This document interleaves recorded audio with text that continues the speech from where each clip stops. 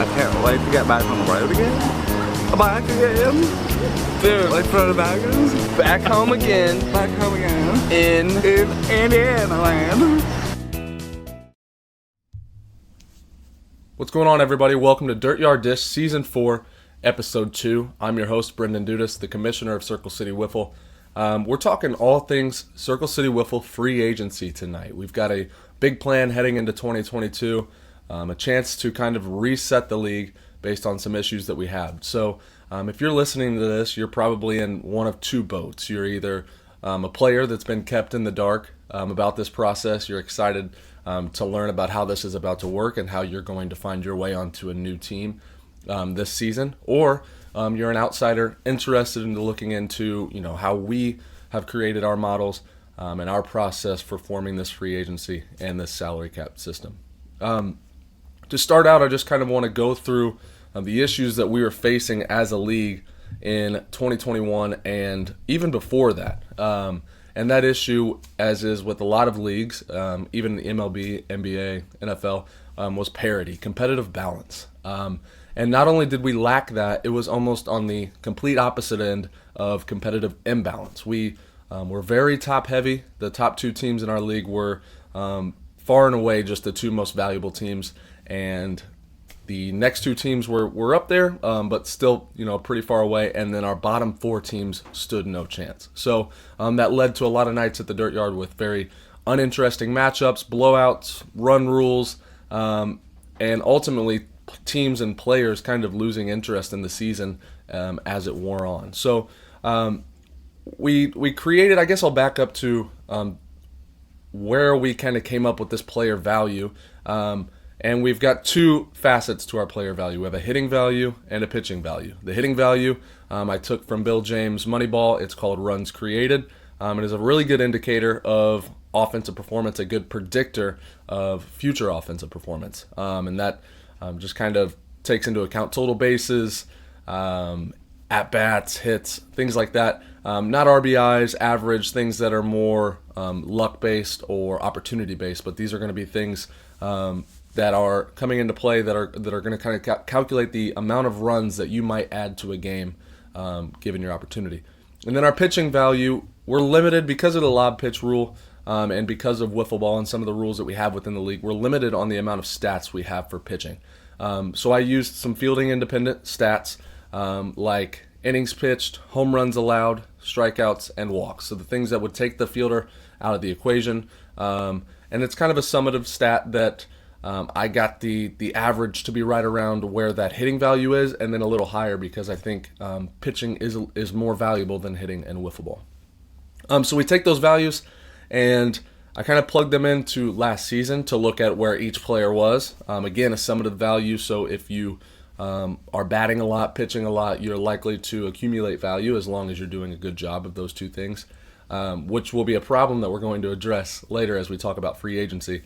But I put these into team values, and the regular season standings and these team values reflected each other perfectly. So it goes without saying the short shorts and the moonshots were the two best teams in the league, bar none. There was nobody better. Their rosters were deep to the point where both teams were benching players that would have been good players in other rosters. Their team total value, that's pitching and hitting combined, came out to 561 for the shorts and 542 for the moonshots. That's incredibly high. Okay, the 8-balls and the pork pistols come in third and fourth at 346 and 333. So we're talking 200 team value points below our first and second place teams. These are third and fourth place teams you would expect to be able to compete for a title.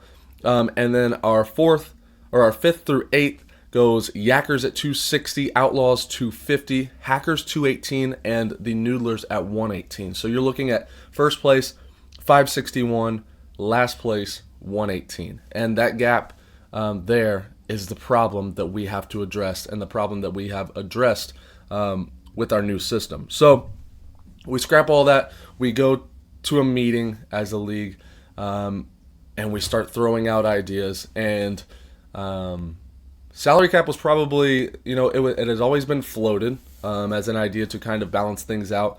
But we've been worried because our league does tend to be pretty friend-based. We've got pockets of friends that like to stick together on teams, and they're worried that breaking those teams up and those pockets of friends would ultimately lead to things falling apart a little bit. But we decided we're going with the salary cap system and free agency, and that's what I'm going to talk about right now. So we tear everything down. Last year we had 8 teams, and it's cool to say that you have a high number of teams, but with those 8 teams, we had really thin rosters. A lot of times if a roster was missing a guy, it really threw things out of balance. They probably wouldn't even make it to the matchup that night, just missing one guy. So this year, we're expanding rosters to 7 guys, but cutting back to 6 teams. So we're making each roster bigger with the lesser amount of teams. The 6 teams are the Moonshots, the Short Shorts, the Pork Pistols, the Yackers, the Hounds, and the 8 Balls. Okay, and then we have coaches on each of those teams. So the coaches: Will Smithy, myself, Thomas Hopkins, Rudy Lyon, Dylan Jones, and Mike Speak. So these guys, 6 guys in the league that can be trusted to communicate, to run things, run a tight ship within their organization, and I think are pivotal members of the league moving forward. So these are our 6 franchises. We're going to start with these and move forward from there in terms of expansion if that presents itself down the road. From there, we drafted our duo partners. So based on the values that we have, the duo partner was selected on reverse order of value. So Dylan Jones got first pick, took Jake Sprinkle. Thomas Hopkins took Reed Warner. Mike Sr. takes Taylor DeHart. I take Aiden Palmer. Rudy takes Cade Luker. And then Will, the most valuable player, takes Tyler Gregory. So now we have our duos. Each team has 2 players, and it's their job to now fill the rest of the roster and stay under the salary cap. And so that's where we stand right now as I'm recording this episode. Each franchise has a duo, and the coach is responsible for filling out the rest of his roster. The roster breakdown for those 7 slots will be the first 2 guys are your manager and the selected duo partner. Those 2 are set. We have the graphic released. You've seen those. The 3rd, 4th, and 5th spots all have to be CCW vets. These are guys that have signed up, they have attached values, and they have played years in the league before. The 6th roster spot is optional. It can be a rookie at a value of 10, which is our minimum player value, or it can be another CCW vet. It kind of depends on your cap situation and what you're trying to do with your team. And then the 7th spot on each team, to ensure that there are at least 6 rookie spots available, has to be a rookie. And Rudy talked a little bit about the schedule. We'll have a rookie combine tournament in which each of the coaches will come out and scout. And then this ensures, again, that we get 6 new players in the league each year. So the 7th spot has to be that rookie. The thing that we've agreed upon is to add 3 additional slots at the back end of each roster, expanding optionally to 10. So these 3 slots will be our inactive roster. These players will not count against your salary cap, no matter how valuable of a player they are. But if they are to show up to the field, the present players at the field have to fall under your salary cap. Some guys that come to mind, out-of-town guys up in Northwest Indiana, like a Caleb Yonkman, extremely valuable. So if you were to add him to your inactive roster, you're going to have to do some roster finagling in order to get him eligible, in order to get your team under that cap, if he's ever to be able to show up. So it's just a way to kind of to house guys that know they're not going to be available. We have that 50% playoff eligibility rate. So these are guys that probably aren't going to fight for eligibility, and they're going to be just insurance policies that you want to make sure are on your roster in case they ever become available. So now we'll get into how this salary cap was created, the way that I did it. Probably, it's not going to be the perfect way, but I've spent a lot of time on this just trying to perfect it and come up with the best plan. So when I initially made all of this, I made a mistake. I used the hitting value and pitching value that I had created, which are summative stats. So again, they're based on opportunity. They reward opportunity. The whole availability is the best ability, which I think could be helpful in crowning a season, award like an MVP, a Silver Slugger, Cy Young. But when you're trying to make the fairest teams possible, I don't know that rewarding guys who were on teams last year that only hit 3 players versus a team that might have hit 7 players is the best way to do it. So I took the values that I had, my hitting value, my pitching value, and I got them down to per at-bat and per inning pitched numbers. So each player would add a certain amount of value per at-bat that he had and per innings pitched that he had. I then took those, I went over the last 2 years of Circle City League play and looked at the average amount of at-bats that a player gets per game. That ended up to be 5.5.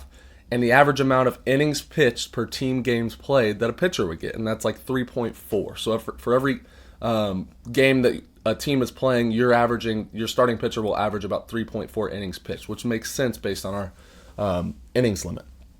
So take these numbers. I know the average at-bats. I know the average innings pitched. I can then take these numbers and multiply them by the per at-bat, per innings pitched metrics, and get every player within a scale that is represented equally. So every player's value is now a number as if they had all played the same amount of games and had the same opportunities to produce value. And this provided some really surprising results, like Cade Luker down on the Hackers, for example. They notoriously would bat a lot of guys.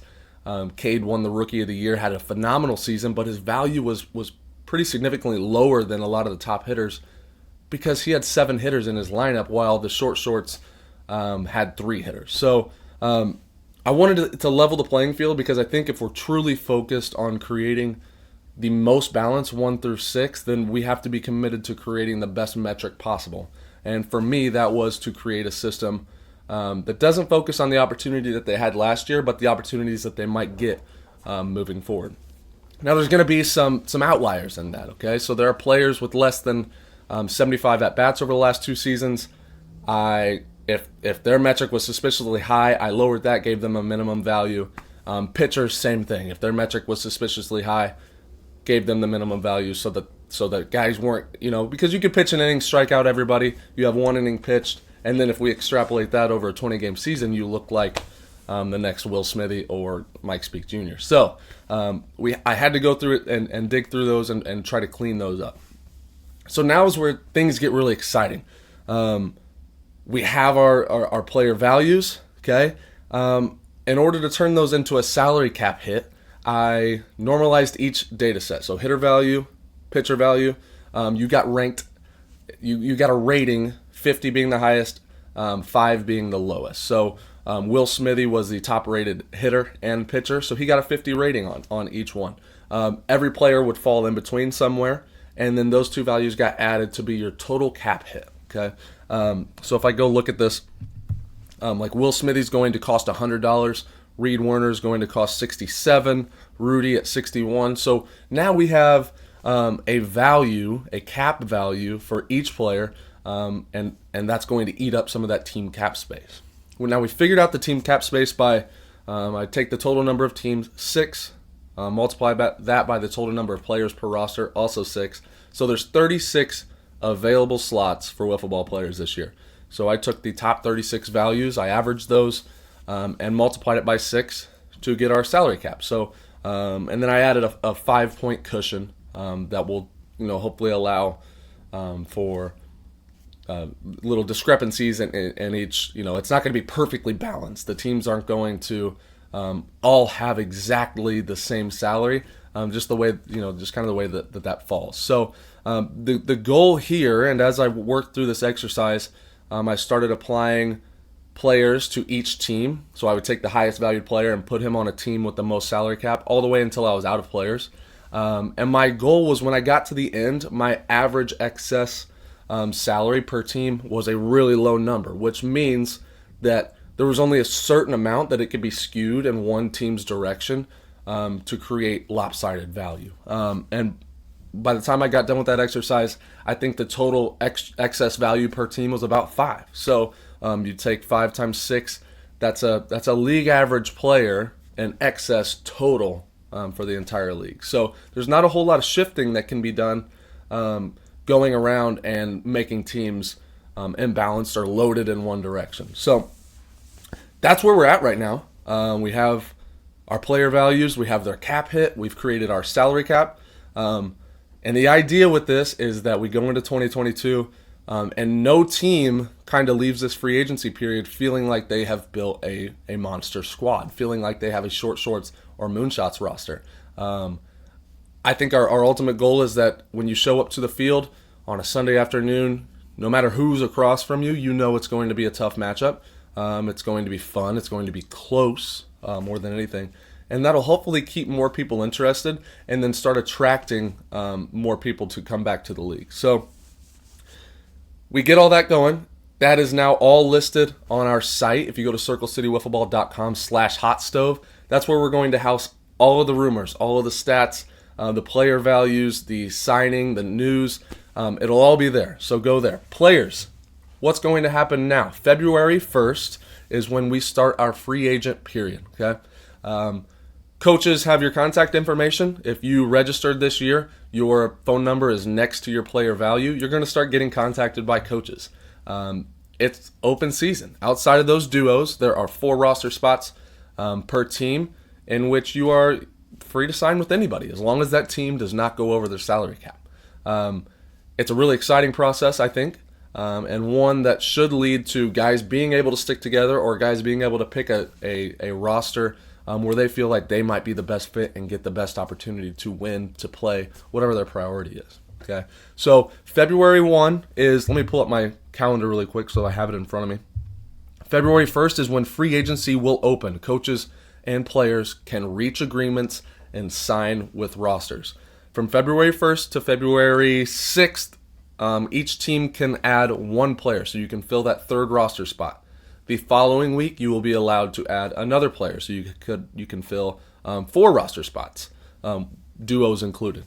The following week, you can fill an additional spot, and so on until our rosters are full. So we have 4 weeks of free agency in which an additional player can be signed each week. And the goal of this was kind of, we didn't want, February 1 would strike and everybody off the board, and it's just a frenzy in which nobody is really able to plan anything, or maybe you're a manager who's not really good friends with a lot of these guys, and they all go off the board. You don't have a chance to have a conversation with them, and next thing you know, you're stuck without any players. So that's where we're at.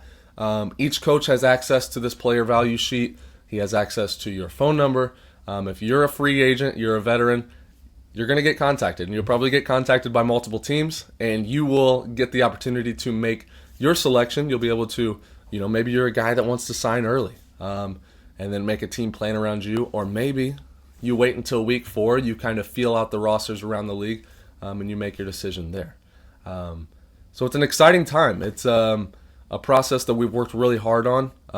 The metrics I've just put a lot of thought into, and my mindset was that if we're going to move forward with this, if we're going to tear everything down to this point, and try to move forward with a process, I want it to be as airtight as possible. I want it to be a process that's hard to exploit and hopefully leads to results in 2022 that are just more balanced and lead to a more competitive landscape across the board. That's all I've really got. I know that was pretty technical. There was a lot of stat talk there and calculations and stuff like that. I've had a fun time kind of nerding out on Google Sheets and just spending my time in the document like that. But yeah, head to circlecitywiffleball.com/hotstove. That's where we will keep all of that information. If you're a vet, a Circle City vet, and you still have not registered, you have time. Free agency doesn't open until February 1st. We close that registration down on January, 17th, Martin Luther King Jr. Day. So get your registration in, make yourself available as a free agent, and you'll start getting contacted. I hope that, maybe some of you guys have questions. Feel free to shoot me a text, reply in the comment section, or if you're on Twitter or YouTube, leave a comment, ask us some questions. We'd love to answer them. I think one of our next podcast episodes, we are going to sort of talk about the free agent landscape. Rudy and I would like to discuss some rumors, some best fits, some players with surprising values, or some players who we might think are over or undervalued. So we've got a lot of things to talk about, a lot to discuss, but ultimately this is just a process we are pumped about. And these 6 franchises are ones that we feel comfortable moving forward with, and hopefully it leads to growth down the road. So thank you guys for listening to this. Again, free agent February. It starts February 1st. It's going to be a lot of fun. I think we're going to see one of the best seasons of Circle City Wiffle Ball yet, and I truly mean that. Thank you. I can't wait to get back on the road again. Back again. Dude, like for the baggers. Back home again. Back home again. In In Indiana land.